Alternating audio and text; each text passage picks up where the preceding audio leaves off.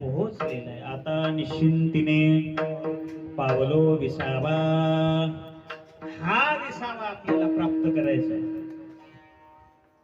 संसारातला विसावा हा विसावा नाही महाराज.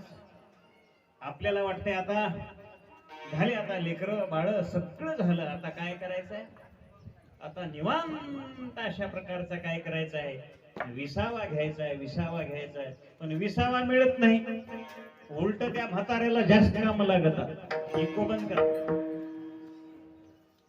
संसारातला विसावा हा कधीच आपल्याला विश्रांती देत नाही.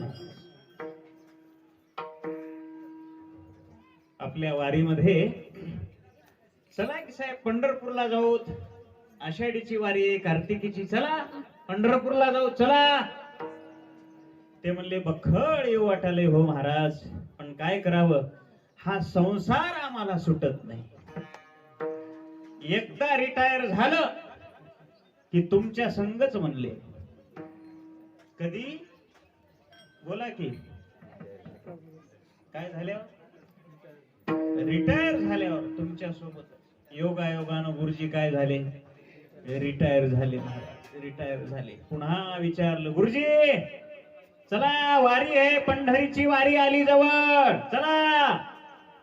ते म्हणले काय सांगावं महाराज, रिटायर झालो पण हे नातू पंतू माझ्या माग लागलेत, म्हणले उचलून घ्यायला. आता मर, आता तू घरातच. एक एक नातू 4-4, 5-5 किलोचा नातू घेऊन गावाना हिंडाला. ते सुना बसू देणार बिचारे. मामाजी ह्याला घेऊन जा बरं, लई सळवाले. येत त्या लेकराला घेऊन तिकडे देवळाकडे. ते देवळामध्ये लेकरू काहीतरी खोडीपणा करते, तिथले माणसं त्याला उठत, उठा इथून, जा तिकडे घराकडे. पुन्हा त्याला घराकडे. कुत्र्यासारखी हाडाड आहे की. आणि वरचीवर रिटायर माणसाला जास्त काम महाराज. आपल्याला वाटते रिटायर झालाय माणूस, रिटायर झालाय माणूस. रिटायर माणसाला चौपट काम. लेकीकडे जायचं, नातवाईकडे जायचं, बांधकामाला पाणीच टाकायचं, काहीतरी करायचं, भाजीपाला आणायचं, भाजीपाला चिरून द्यायचा, चहाच करायचा, म्हातारीला पाजवायचा, असे हे काम त्याच्या महाग. म्हणून ह्या संसारातला विसावा आपल्याला विसावा देत नाही.